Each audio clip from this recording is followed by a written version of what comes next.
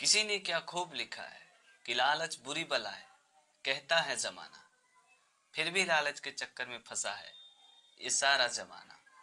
Hi guys, मैं हूं बुमियाद पिट्टूर। एक छोटी सी कहानी आपके लिए। ठंडी का मौसम शुरू हो गया था। एक किसान सवेरे सवेरे अपने खेत में गया और अपनी मटर की फसल देख के वो बहुत ही खुश हो गया।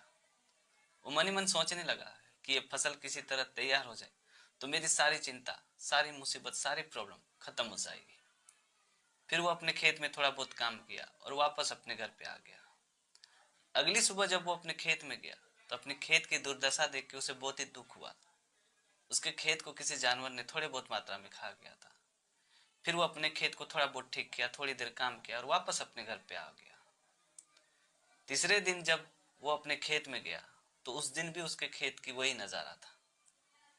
इस वजह से किसान को बहुत ही दुख हुआ और साथ में गुस्सा भी आया। वो अपने खेत के चारों ओर नजर दौड़ाया।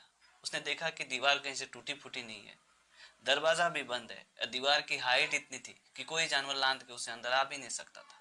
तो सवाल ये हो रहा था कि आखिर ये जानवर आया कहां से। और उस किसान ने डिसाइड किया कि मैं देखूंगा कि आखिर ये जानवर आता कहां से है। और वो किसान शाम के वक्त अपने खेत के पीछे छुप गया और वो इंतजार करने लगा कि आखिर वो जानवर आता कहां से। तभी किसान ने देखा कि आकाश की ओर से उड़ता हुआ एक सांड उसके खेत में आया और उसके मटर को खाने लगा। ये देख के किसान को बहुत ही गुस्सा आया। उसने आव देखा ना ताव एक डंडा उठाया, उस सांड को भगाने लगा। सांड थोड़ी देर इधर उधर दौड़ा, फिर वो आकाश की ओर उड़ने लगा। इस वजह से किसान ने उस सांड की पूंछ पकड़ ली और वो भी उड़ता हुआ आकाश लोक में पहुंच गया। जब वो किसान आकाश में पहुंचा तो वहां का नजारा देख के वो बहुत ही खुश हो गया। क्या दृश्य थी, सुंदर सुंदर फल के पेड़ थे। और सबसे खास बात यह थी कि वहां के फल बहुत ही बड़े बड़े मात्रा में थे। किसान ने जम के फल खाया, खूब आनंद उठाया। कुछ पल के लिए तो वो भूल ही गया था कि उसके खेत के साथ क्या दुर्दशा हुई थी।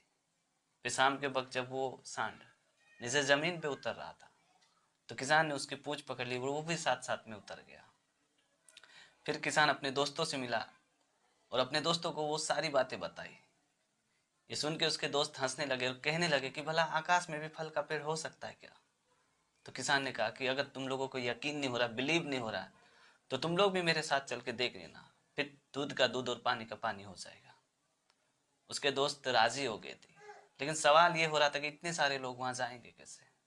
फिर किसान ने एक योजना बनाई कि मैं जैसे सांड की पूंछ पकड़ूंगा, मेरी दो टांगे तुम लोग दो आदमी पकड़ लेना, फिर उस दो आदमी की चार टांगे चार आदमी पकड़ लेंगे और ऐसे एडजस्ट करके सभी हम लोग चले जाएंगे। सभी राजी हो गए थे और शाम के वक्त किसान और उसके सभी दोस्त उसके खेत के पीछे उस सांड के आने का बेसब्री से इंतजार करने लगे। कि तभी अचानक वो सांड नीचे उसके खेत में आया। फिर किसान ने झट से उसकी पूंछ पकड़ ली। किसान के दो पैर दो आदमी पकड़ लिए और उस दो आदमी के दो पैर चार आदमी पकड़ लिए। ऐसे एडजस्ट करके सभी आकाशलोक की ओर जाने लगे।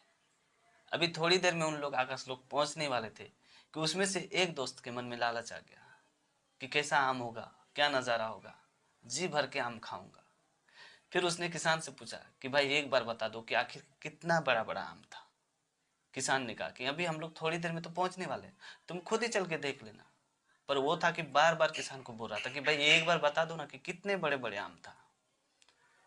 तभी किसान को उसकी बातें बार बार सुन के गुस्सा आ गया और उसने दोनों हाथों से इशारा करते हुए कहा कि इतने बड़े बड़े आम थे। इशारा करते ही किसान का हाथ सांड की पूंछ से छूट गई और सभी एक तालाब में आके गिर गए।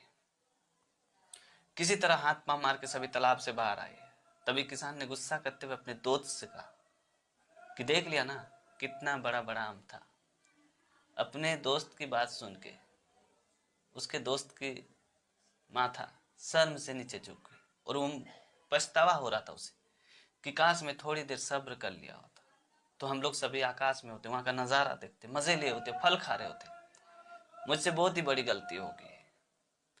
तो दोस्तों, इस कहानी से सीखने वाली बात यह है कि लालच करना सही बात है, लेकिन साथ ही धैर्य और सब्र रखना भी बहुत जरूरी है। कभी कभी हम अपनी मंजिल के एकदम करीब होते हुए भी अपनी मंजिल को हासिल नहीं कर पाते, क्योंकि उस वक्त हम अपने सब्र, अपने धैर्य को खो देते हैं। तो जीवन में हमेशा धैर्य और सब्र बनाए रखें, मंजिल आपके कदमों के नीचे होगी। तो दोस्तों, आज की कहानी आपको कैसी लगी कमेंट करके ज़रूर बताना। और अगर आपने हमारे चैनल को अभी तक सब्सक्राइब नहीं किया तो प्लीज़ यार चैनल को सब्सक्राइब कर देना, क्योंकि इस तरह का कंटेंट मैं हमेशा अपने चैनल पर लाते रहता हूँ। तो आज के लिए इतना ही, मिलते हैं अगली वीडियो में एक नई टॉपिक के साथ, एक नई कहानी के साथ। तब तक के लिए जय हिंद, वंदे मातरम।